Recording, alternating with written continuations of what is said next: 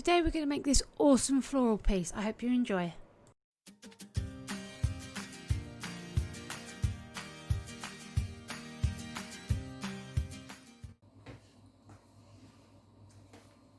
Hey guys, it's LJ here. So today I'm going to be making a floral piece in this large square mould. So I thought I'd bring you along with me.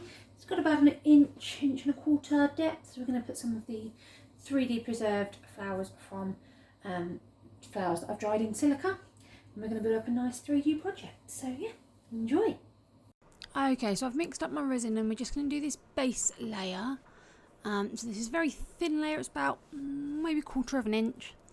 I'm going to give it a quick blast with the heat gun, pop all the bubbles, and then we're going to choose which flowers we're going to put in. Now I had an anemone left from a bridal bouquet. Wasn't the best quality, so I didn't include it in her memorial piece, so I decided to use it in this piece along with some blossom that I found and dried in silica and some buttercups, because I thought the 3 colours worked really nicely together. So we're going to pop in a nice big leaf as well, so we've got some greenery. So I'm going to put that up in that corner. Just tap it down gently. This resin's been curing for about half an hour, so it's starting to get sticky. There is my squeaky cat. I've popped the anemone in, and then I'm going to pop in the blossom. Are you going to come and say hello then? Come on. And then I'm going to pop the buttercups in. I've lost my words.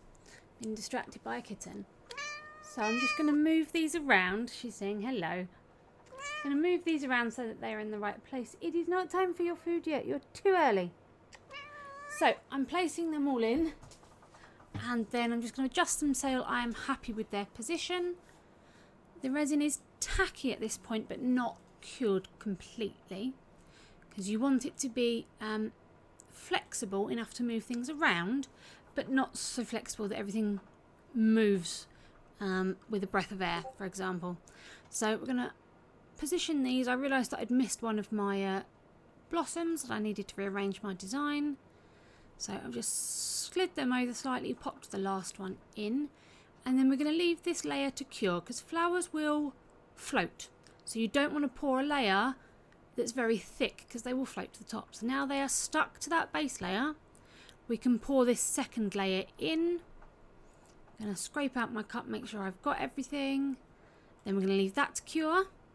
Give it a blast with the heat gun, leave that to cure for another 24 hours. Because we want to make sure that it is fully set. So last layer, this is going to be the top coat. It's going to cover up everything, make sure that there's no flowers sticking out of the top. So I've put a nice even coat, again about 1/4 of an inch over the top, just to make sure that everything is covered. I'm going to pop all the heat, pop all the bubbles even with the heat gun, not pop all the heat with the bubbles gun. That's something totally different. And then we're going to leave this for another 24 hours to cure, and then we're going to pop it out. Hey everyone, we are back to demould our large square piece. I'm so looking forward to getting this one out. I love that anemone in the middle. It's such a lovely colour. You will be able to see it better once it's out of the brown mould, I promise. So I go around and pop the sides. It's a nice soft mould, so it comes off really easily, which is lovely. And you'll probably be able to notice that the back isn't completely clear. It's frosted, because this is a matte mould, which means that the resin touching it comes out matte, not shining. But I quite like the look.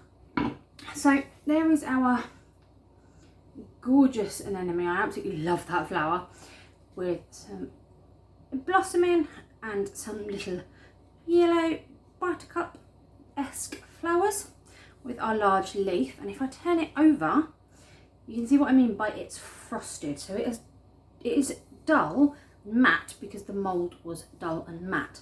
But I actually really like that, because I think it gives like almost a backing to the piece, which I think is really pretty. So, and you know what? There's not that many bubbles in that. In fact, I can't really see any at the moment. We've got a little bit of dust there that will need wiping off. A little bit of a mark there.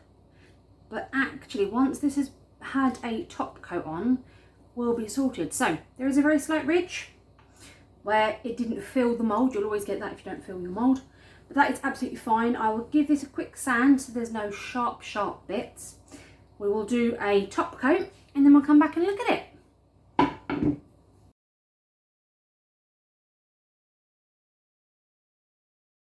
Thank you very much for spending time with me today, guys. Keep safe, keep crafting. I'll see you soon. Bye.